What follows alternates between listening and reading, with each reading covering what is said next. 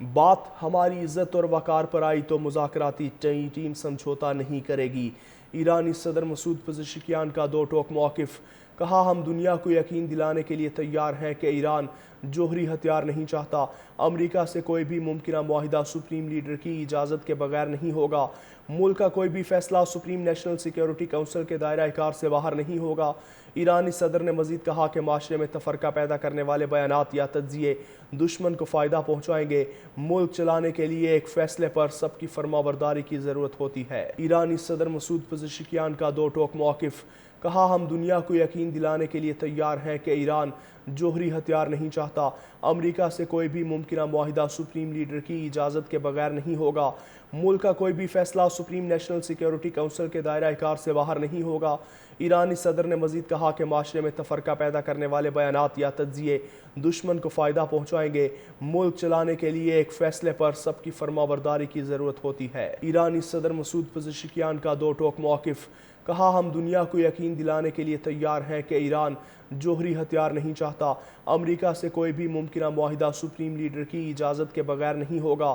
ملک کا کوئی بھی فیصلہ سپریم نیشنل سیکیورٹی کونسل کے دائرہ کار سے باہر نہیں ہوگا۔ ایرانی صدر نے مزید کہا کہ معاشرے میں تفرقہ پیدا کرنے والے بیانات یا تجزیے دشمن کو فائدہ پہنچائیں گے۔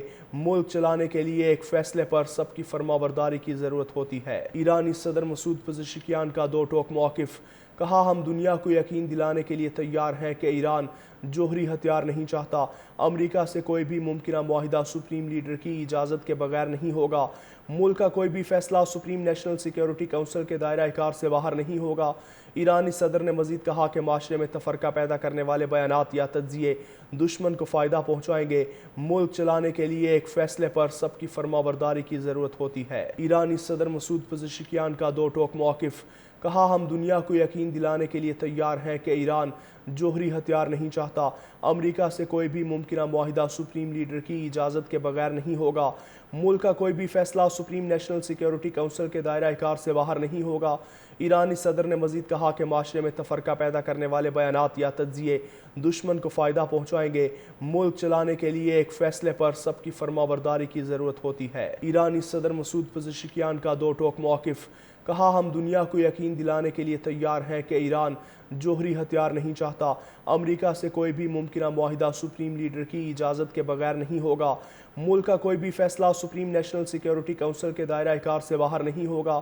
ایرانی صدر نے مزید کہا کہ معاشرے میں تفرقہ پیدا کرنے والے بیانات یا تجزیے دشمن کو فائدہ پہنچائیں گے۔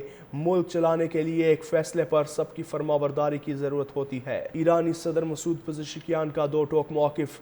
کہا ہم دنیا کو یقین دلانے کے لیے تیار ہیں کہ ایران جوہری ہتھیار نہیں چاہتا۔ امریکہ سے کوئی بھی ممکنہ معاہدہ سپریم لیڈر کی اجازت کے بغیر نہیں ہوگا۔ ملک کا کوئی بھی فیصلہ سپریم نیشنل سیکیورٹی کونسل کے دائرہ کار سے باہر نہیں ہوگا۔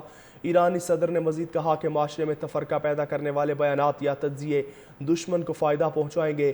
ملک چلانے کے لیے ایک فیصلے پر سب کی فرمانبرداری کی ضرورت ہوتی ہے۔